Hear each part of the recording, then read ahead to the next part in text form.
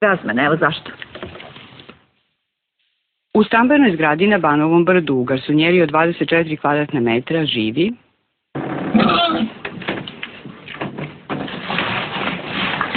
Znate kako sam ja nju našla, malu od 1,6 grama. Svu krastavu odavde do ovde. A to je neko bacio ono 13 prase, znate. Ja uzmem najlon kesu i donesem, meni žao bilo. sa svojih 5,5 meseci i 40 kilograma prilično je živahna. I sad se mislim, hajde reko da zovnem, gledam onaj Discovery na one životinje. Ceo dan ja to piljim u to. Pa hajde reko, što ja ne bi moju cicu?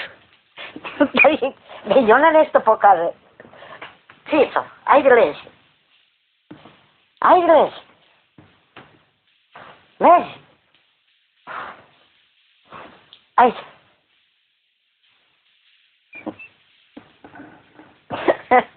Ko više uživa, vi ili ona? Pa i ja i ona.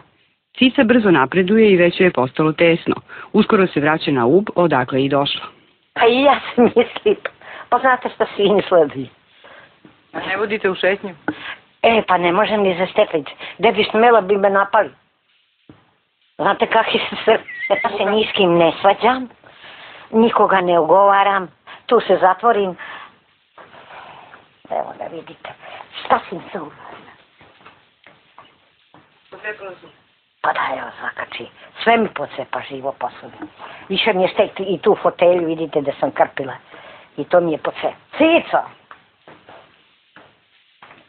Dobro, stara jeste suknja, ali baš nisi trebala. Može reaguje na promjenu vremena? A čini mi se da reaguje. Da znate da ne spava neki put po celu noć. Isto koji i ja. Jede ona i kosti, i meso, i zavrkljam joj ja. I ovo, vidite, ovo držim zbog nje, da je tučem. Moram da držim. Zato što, kad ja viknem Cicu, ona meni sve porušila. Zbiljubo će to da je kaktus da vam dam. Smeta mi. Nauka kaže da se može računati na inteligenciju svinje, pa je kaktus ostao tamo gde je i bio. Ja sam mislila da neće narasti. Znate, ona kad je krenula ko kvasac,